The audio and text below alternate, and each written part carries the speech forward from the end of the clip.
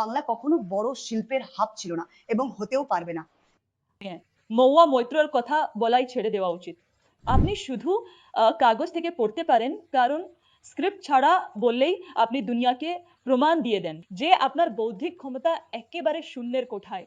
দেখুন, পশ্চিমবঙ্গে বিধানসভা নির্বাচন আসছে আর ছোটি দিদি এক ইন্টারভিউতে বলছেন বাংলায় কখনো লার্জ ম্যানুফ্যাকচারিং হাব ছিলই না আর না কখনো হতে পারে। দিদির ছোটি দিদি, আমার শুধু আপনার কাছে এটাই প্রশ্ন যে কেন কেন এমন করেন আপনি? আপনার ফ্রি পাবলিসিটি চাই নাকি বলার আগে ভাবতে ভুলে গেছিলেন? আসুন এই ভিত্তিহীন দাবিটা বিস্তারিতভাবে ডিবাঙ্ক করি। 1961 থেকে 2026 পর্যন্ত ক্লেম বাই ক্লেম, তো আপনি আপনার সিট বেল্ট বেঁধে বসুন, কোম্পানি নেই হতি হ্যায়। প্রথমে যে ক্লেম করা হয়েছে সেটা পরিষ্কার করে নিই। মহুয়া মৈত্র যখন সাংবাদিকদের এক্সএ ব্লক করেন না, তখন বলেন বাংলায় কখনো লার্জ ম্যানুফ্যাকচারিং কোম্পানি হয় না, ছিলই না।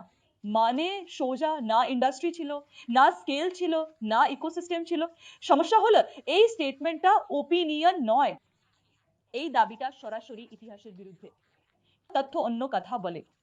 তথ্য অন্য কথা বলে 1950 থেকে 51 সালে পশ্চিমবঙ্গ একাই ভারতের মোট শিল্প উৎপাদনের 27% উৎপাদন করত। মানে ভারতে পাওয়া চারটির মধ্যে একটি ইন্ডাস্ট্রিয়াল প্রোডাক্ট বাংলা থেকে আসতো। 61 সাল নাগাদ বাংলার জাতীয় জিডিপিতে অংশ ছিল 10.5% এবং মাথাপিছু আয় জাতীয় গড়ের 127.5% ছিল। আর সবচেয়ে আকর্ষণীয় বিষয়, 1960s এ বাংলা ভারতের টপ 3 ইন্ডাস্ট্রিয়াল ক্লাস্টারের মধ্যে ছিল। এখন এখানে একটা সিম্পল প্রশ্ন ওঠে, যে রাজ্যের শিল্প উৎপাদন 27% হয়, জিডিপি শেয়ার ডাবল ডিজিটে হয়, আর যা দেশের টপ ইন্ডাস্ট্রিয়াল ক্লাস্টারের মধ্যে আসে, সেখানে লার্জ ম্যানুফ্যাকচারিং ছিল না। এই ডেফিনিশন বদলে দেওয়া হয়েছে, কারণ এটাই খেলা। আজকের স্ট্যান্ডার্ড দিয়ে 1950s আর 60s কে জাজ করাটা তেমনই। যেমন কেউ বলল যে রাইট ব্রাদার্সের প্লেন রিয়েল এভিয়েশন ছিল না, কারণ তাতে জেট ইঞ্জিন ছিল না। দেখুন, সেই সময় অনুযায়ী steel plant, automobile factory, chemical industry, হাজার হাজার কর্মীর ইউনিট, এটাই লার্জ ম্যানুফ্যাকচারিং ছিল। বাংলায় এসব ছিল। ওই ইন্ডাস্ট্রিগুলোর নাম বলুন। চলুন এক এক করে দেখেই নি। এত এন্টাইটেলমেন্ট যখন আছে, তো সেটাকে এক এক করে ভেঙে দিই। অর্থাৎ আইআইএসসিও ভারতের প্রথম large scale steel setup, blast furnace, open hearth furnaces, lakh lakh ton still উৎপাদন। হিন্দুস্তান মোটরস উত্তরপাড়া, ভারতের প্রথম fully integrated automobile factory. Ambassador শুধু গাড়ি ছিল না, পুরো ম্যানুফ্যাকচারিং ইকোসিস্টেম ছিল।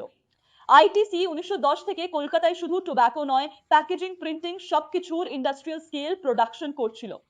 ICI, British chemical giant, paints, pharma, agrochemicals, technology transfer at large, Berger Paints, Howrah chemical manufacturing এর মেরুদণ্ড, যা আজও ভারতের টপ প্লেয়ারদের মধ্যে অন্যতম।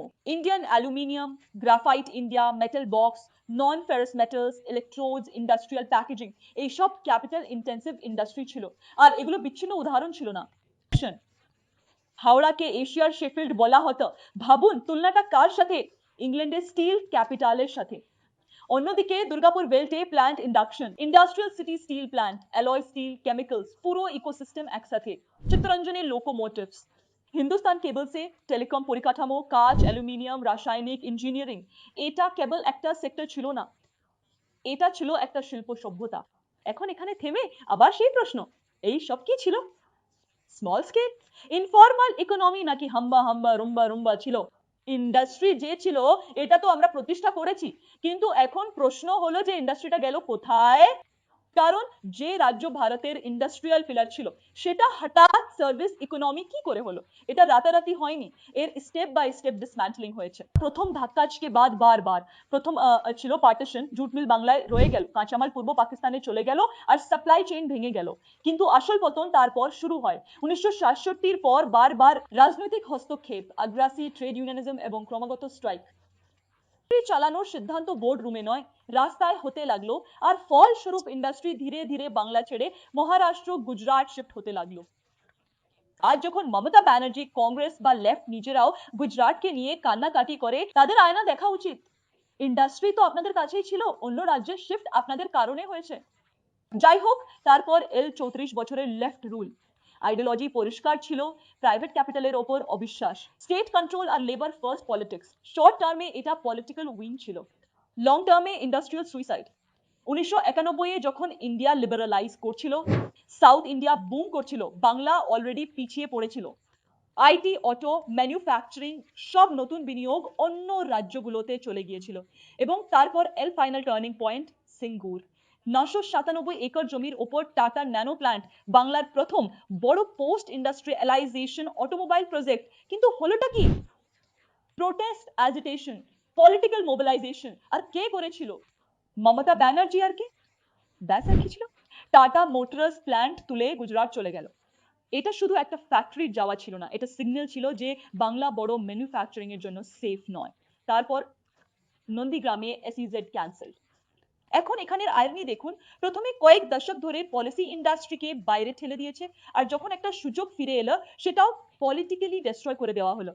এবার 2026-এ ফেরা যাক। আজকের পলিসি কি?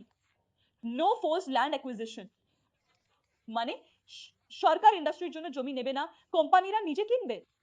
नहीं लगता, শুনতে এথিক্যাল লাগে, কিন্তু গ্রাউন্ড রিয়ালিটি তা নয়। সিসি কা জায়গা है, লার্জ ম্যানুফ্যাকচারিং এর জন্য কন্টিগুয়াস ল্যান্ড দরকার, অর্থাৎ একে অপরের সাথে লাগোয়া জমি, আর বাংলায় জমি ফ্র্যাগমেন্টেড, লিগ্যাল ডিসপিউটে ফেসে আছে বা সিডিসির জায়গা, সরাসরি এনক্রোচড।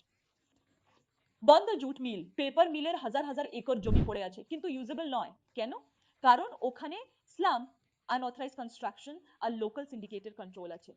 ফরেস্ট ল্যান্ড ও এনক্রোচড, ওয়েটল্যান্ড ভরাট করে দখল করা হয়েছে, এনজিটি পর্যন্ত কেস যাচ্ছে কিন্তু কিছুই বদলায় না। মহুয়া তো বলেন জমি নেই, আমরা জমি কিভাবে দেব? দিদি, হাজার হাজার একর জমি এনক্রোচড হলে আপনি জমি কিভাবে দেবেন? কিভাবে ইন্ডাস্ট্রিকে দেবেন? এই ইলিগাল অকুপেশনও তো একটা political ecosystem. Vote bank protection, silence, এটা একটা প্যাটার্ন। তার উপর দিদি ইন্ডাস্ট্রিগুলোকে যে ইনসেন্টিভ দেওয়া হচ্ছিল সেটাও বন্ধ করে দিয়েছেন।